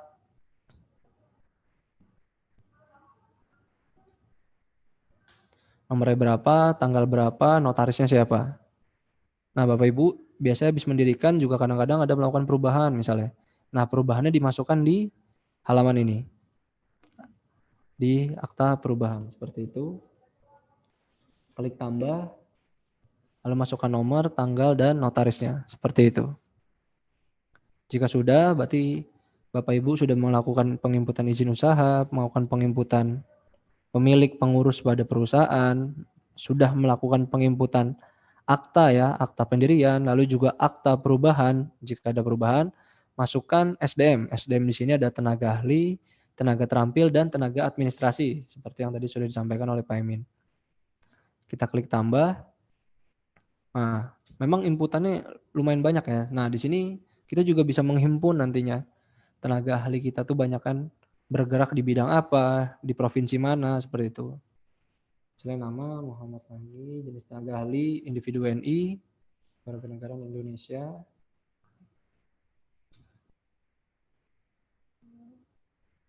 Nah, ini misalnya nomor NIK ya, nanti perbaiki. Nomor BPJS, negara tempat lahir,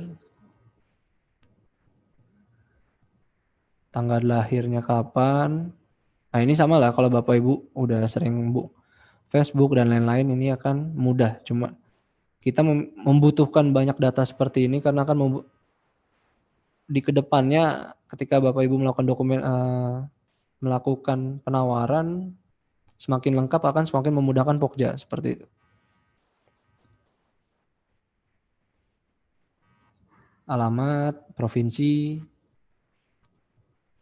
hingga status kepegawaian tetap atau tidak tetap. Pendidikan akhir, nama pengalaman pekerjaan, profesi kalian, seperti itu. Nah, ini diisi semua, SDM, tenaga ahli, tenaga administrasi, tenaga keterampilan, ini fieldnya akan sama semua. Seperti itu.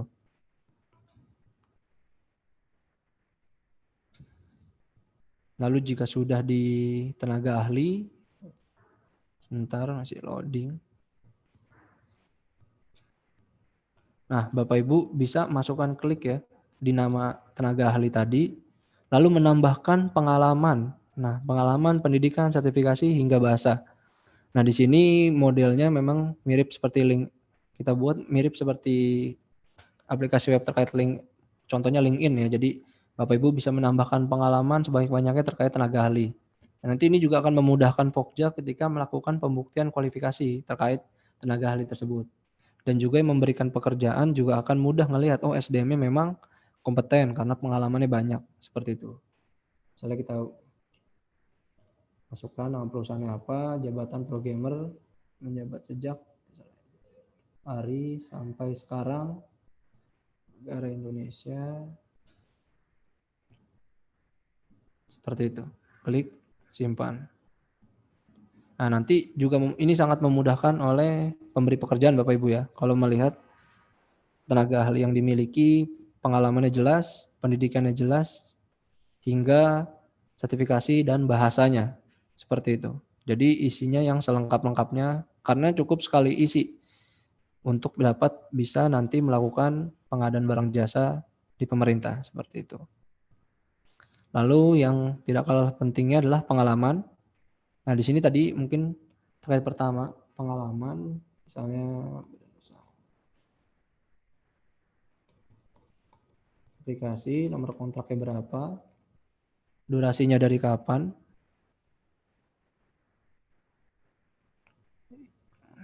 nah tanggal serah terimanya kapan, nilai kontraknya berapa, kategori pekerjaannya, persentasenya, misalnya emang sudah 100% selesai semua, 100%, uraian pekerjaannya, mengembangkan misalnya kalau saya aplikasi di bidang aplikasi apa. Nah, yang penting adalah klasifikasinya Bapak Ibu. Seperti itu. Tadi mungkin ada beberapa pertanyaan. Pokja mensyaratkan yang sebelumnya hanya izin usaha, nah yang sekarang izin usaha dan pengalaman. Jadi kalau pengalamannya kosong di sini, tentu Bapak Ibu tidak terundang yang tadi di tender cepat. Tapi kalau Bapak Ibu melakukan pengisian di bidang pengalaman, misalnya seperti ini. Nah, tentu ketika izin usahanya dan pengalamannya sesuai, maka Bapak Ibu dapat terundang di tanda cepat. Nah, itu tergantung dari kriteria yang dibuat oleh Pokja pemilihan. Seperti itu. Lalu alamatnya, di mana alamat pekerjaannya?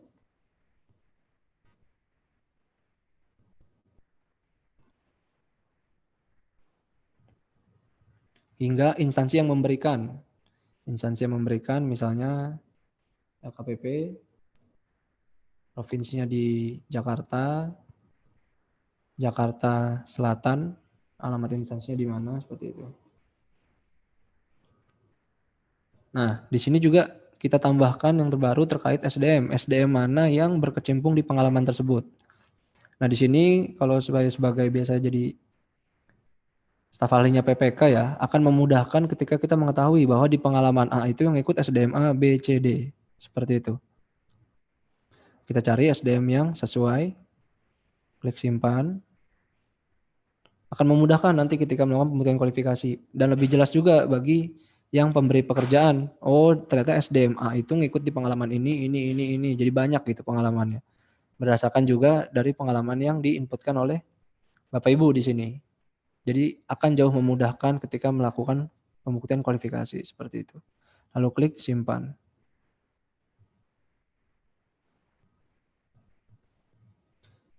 Simpan berhasil. Nah, tadi mungkin ada pertanyaan terkait yang urutan ya, urutan atas bawah. Di sini itu di setiap halaman ada urutannya. Jadi Bapak Ibu bisa mengurutkan sesuai data tanggal ubah data paling awal, paling akhir, ataupun yang mau di atas adalah data yang terverifikasi. Jika tanggal ubah data paling awal, berarti kita urutkan dari yang pertama kali Bapak Ibu inputkan di awal banget, misalnya di tahun 2015 sampai terakhir di 2020. Atau misalnya tanggal ubah data paling akhir, berarti yang paling atas nanti tanggal tahun 2020 yang terakhir, sampai yang di halaman belakang adalah yang paling terlama, seperti itu. Jadi fitur sorting di sini bisa memudahkan Bapak Ibu ketika ingin melihat data yang sudah diinputkan. Ataupun pengalaman misalnya. Nah, di sini Bapak Ibu bisa mencari pengalaman. Misalnya pengalamannya banyak, terus lagi mau cari pengalamannya yang mana, tinggal diklik kotak pencarian seperti itu. Nah, Bapak Ibu juga bisa melakukan ekspor. Di sini ekspor Bapak Ibu klik ekspor nanti akan menjadi suatu Excel. Nah, di situ jadi pengalaman yang Bapak Ibu sudah inputkan semua, tinggal diekspor, nanti akan jadi bentuknya Excel seperti itu. Bisa digunakan Bapak Ibu ya, misalnya butuh dokumen fisik dan lain-lain, Bapak Ibu bisa klik export all, akan menjadi Excel. tinggal di print seperti itu. Lalu peralatan, ini peralatan mungkin bagi pelaku usaha biasanya konstruksi ya, punya ekskavator atau forklift dan lain-lain. Nah ini untuk peralatan Bapak Ibu, bisa Bapak Ibu isi sesuai kolom-kolom yang ada, nama peralatan, jumlahnya misalnya ekskavator, forklift, jumlahnya misalnya 2, kapasitasnya, merek tipenya apa, tahun pembuatannya berapa, seperti itu. Hingga status kepemilikannya sendiri, sewa atau dukungan. Lalu yang terakhir, pajak Bapak Ibu ya. Selain Bapak Ibu tadi bisa melakukan pengecekan, biasanya ketika Bapak Ibu pertama kali login di Sikap, kita akan melakukan pengecekan ke DJP pajak, NPWP atau KSPP-nya valid atau enggak. Yang kedua, Bapak Ibu bisa inputin di sini secara manual. SPT tahunannya, tahunnya berapa, misalnya 2019, nomor bukti penerimaan surat, tanggal buktinya kapan. Seperti itu, klik simpan. Misalnya seperti itu. Jadi selain KSWP-nya kami langsung nembak dari DJP Kemenku, Bapak Ibu juga bisa melakukan isian manual di halaman ini, seperti itu. Setelah dari itu, selain itu Bapak ada pesan masuk ya, inbox. Jadi di inbox ini akan masuk undangan tender ataupun misalnya tender cepat, atau misalnya tadi ada yang ingin memberikan pekerjaan, akan masuk di pesan masuk. Mungkin tadi ada saran juga ya terkait posisi pesan masuk untuk dikembalikan ke seperti versi awal ya. Nanti akan kami coba diskusikan di tim untuk agar tidak kebingungan ya kalau di sini. Lalu preferensi. Nah, preferensi adalah hal yang penting. Jadi di sini adalah preferensi Bapak Ibu untuk mengikuti tender ataupun mengikuti tender cepat. Jadi di sini lokasi pekerjaan. Misalnya Bapak Ibu memang skupnya adalah nasional. Jadi kalau ada pekerjaan di Kalimantan, Sulawesi, Bapak Ibu bisa bisa memberikan pekerjaan tersebut, atau memang lingkupnya Bapak Ibu hanya di wilayah tertentu saja. Contoh misalnya cuma bisa di Jawa Barat di Bandian Kabupaten Bandung, atau misalnya di Jawa Barat tambahkan misalnya di Cimahi, seperti itu. Berarti hanya di Bandung ataupun di Cimahi. Atau misalnya seprovinsi Jawa Barat, berarti pilih Jawa Baratnya saja, seperti itu. Berarti ketika ada undangan tender cepat yang berlokasikan di daerah Jawa Barat, Bapak Ibu akan terpanggil jika sudah memenuhi status terverifikasi dan kualifikasinya sesuai oleh yang dibutuhkan Pokja. Tapi ketika nanti ada lokasinya misalnya di Jawa Tengah, Bapak Ibu preferensinya hanya di Jawa Barat, berarti tidak dapat terpanggil karena Bapak Ibu hanya memilih di Jawa Barat saja. Lalu jenis pekerjaan, barang, badan usaha, konstruksi Bapak Ibu pilih sesuai dengan kemampuan Bapak Ibu sebagai pelaku usaha. Klik simpan. Nah ini cukup penting ya, jadi ini menentukan undangan dari Bapak Ibu sekalian untuk tender cepat. Lalu di atas ada sumber referensi. Jadi Bapak Ibu kalau bingung KBLI itu apa, KBKI itu apa yang ada di kami, bisa diklik masing-masing di atas di sumber referensi. KBLI tahun berapa, itu apa sih maksudnya, lalu KBLI 2009 apa sih maksudnya. Nah itu Bapak Ibu bisa lihat di atas di sumber referensi. Begitu juga ada tabel kesesuaian non konstruksi, lalu misalnya ada petunjuk aplikasi ya. Nah, Bapak Ibu bisa klik di atas sumber referensi, lalu klik petunjuk aplikasi. Nanti akan muncul petunjuk penggunaannya, seperti itu. Bentuknya PDF, jadi Bapak Ibu bisa download, habis itu bisa disimpan, dan Bapak Ibu bisa baca sewaktu-waktu jika Bapak Ibu butuh, seperti itu. Mungkin sekian terakhir terkait petunjuk penggunaan ini. Jadi Bapak Ibu diharapkan memang mengisikan semua data kualifikasi sekali cukup dari izin usaha, manajerial, akta, SDM, pengalaman, peralatan, pajak, hingga preferensi perusahaan Bapak Ibu. Sekali ngisi nanti akan bisa ditarik datanya di seluruh LSPSE se-Indonesia, seperti itu. Sekian Mbak Anissa, terima kasih. Assalamualaikum warahmatullahi wabarakatuh. Baik, Waalaikumsalam warahmatullahi wabarakatuh. Terima kasih banyak Bapak Hari Muhammad Barka atas penjelasan tentang aplikasi Sikap itu sendiri. Dan mohon izin Bapak Emin Adi Mohemin, kami persilahkan kepada Pak Emin apabila ada closing statement yang ingin disampaikan kepada seluruh peserta pada kegiatan siang hari ini. Kami persilahkan Pak. Baik Mbak Firdi, baik Bapak Ibu sekalian, para peserta kegiatan sosialisasi, panelis, dan semuanya gitu ya yang hadir pada pertemuan kita ini. Tentu ini sebuah perjalanan yang akan terus kita update ya sikap ini agar nanti makin ke depan makin sempurna sehingga nanti akan dapat membantu proses pengadaan jauh lebih mudah dibandingkan hari ini ke belakang gitu ya. Itu satu.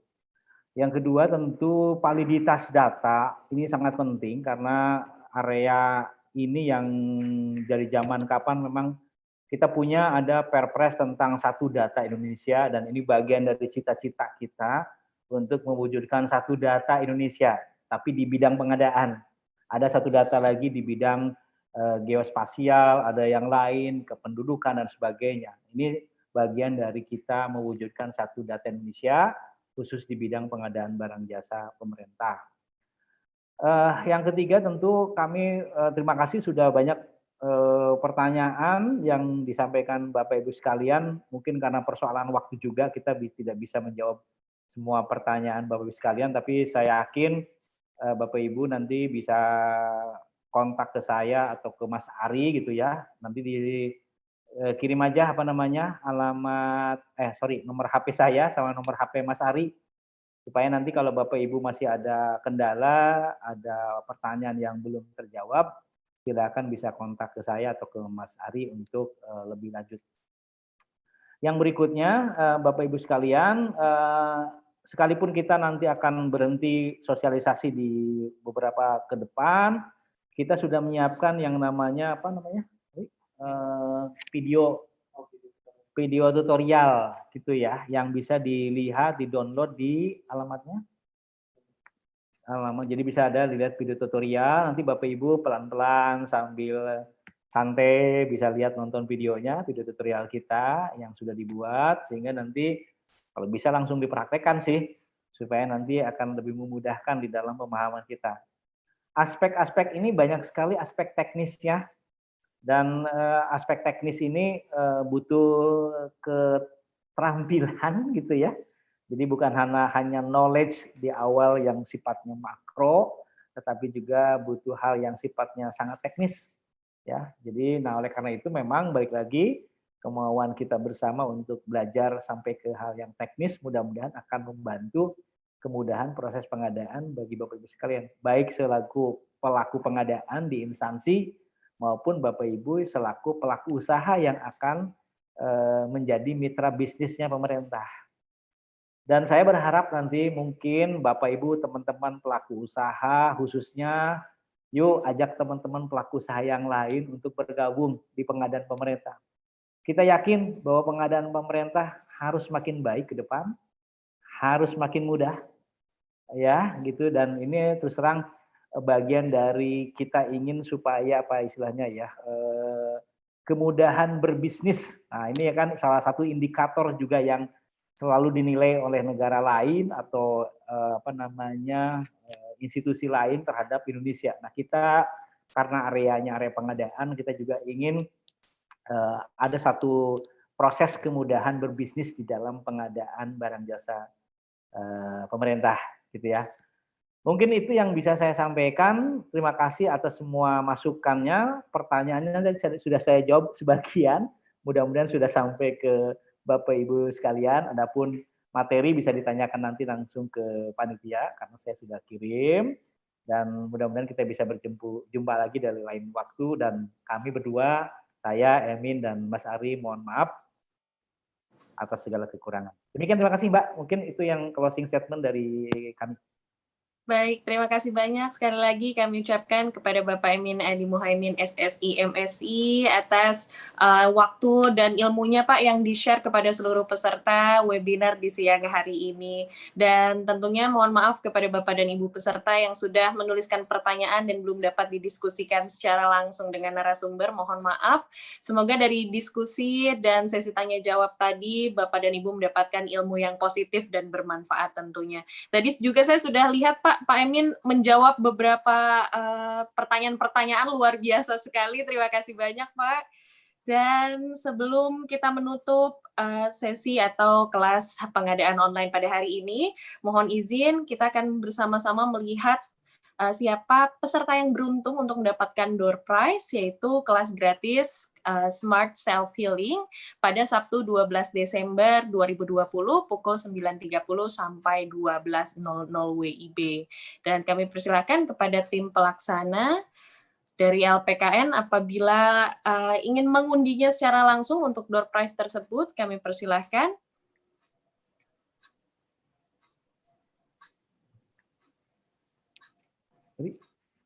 Baik, kami persilakan kepada tim pelaksana dari LPKN.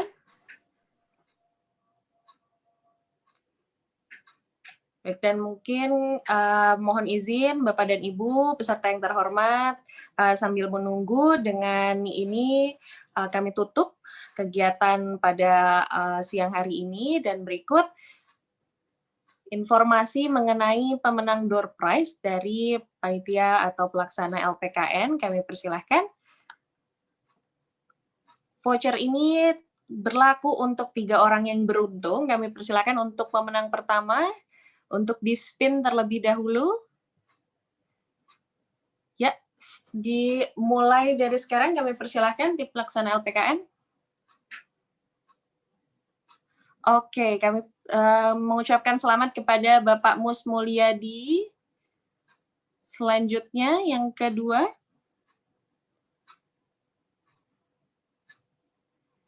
Ya, kami persilakan untuk disimpan terlebih dahulu, dan selanjutnya kita akan melanjutkan ke door prize yang kedua.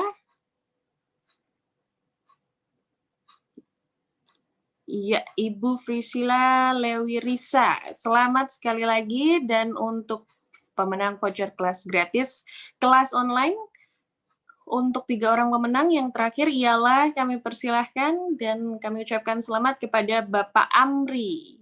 Selamat kepada 3 orang pemenang pada siang hari ini, dan Bapak dan Ibu yang beruntung berhak mendapatkan kelas gratis yaitu Smart and Self Healing Sabtu pada 12 Desember 2020 pukul 9.30 sampai 12.00. Sekali lagi kami ucapkan terima kasih banyak kepada narasumber pada hari ini, Bapak Emin Adi Muhaimin SSI MSI, dan juga tentunya kepada seluruh panelis dan peserta yang terhormat sekalian. Kami juga mengucapkan terima kasih kepada LPKN selaku penyelenggara kegiatan, yang khususnya kepada Bapak Andi Zaburahman, Eskom SSI MBOC PST selaku Ketua Umum LPKN. Dan peserta yang terhormat, dengan ini berakhirlah sudah kelas pengadaan online Sistem Informasi Kinerja Penyedia atau SIKAP.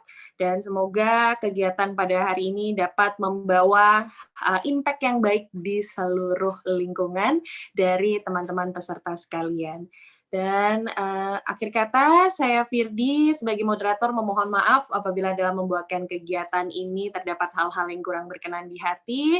Sebelum kita menutup acara, kami juga mengajak kepada seluruh peserta untuk melakukan donasi apabila bersedia ke pembangunan Masjid Ar-Rahman, dan kami persilahkan ke nomor rekening berikut, yaitu rekening BRI dan BCA, dan kami persilahkan juga untuk mengkonfirmasikannya ke nomor panitia berikut. Untuk yang sudah melakukan donasi, 100% donasi Anda akan diberikan dan disalurkan dalam pembangunan Masjid Ar-Rahman 100%. Baik, terima kasih banyak sekali lagi, dan selamat beraktivitas kembali kepada Pak Emin dan Pak Ari. Terima kasih banyak sekali lagi Pak untuk waktunya. Terima kasih banyak, selamat sore, dan wassalamualaikum warahmatullahi wabarakatuh. Warahmatullahi wabarakatuh. Waalaikumsalam warahmatullahi wabarakatuh. Sehat-sehat terus Pak Emin.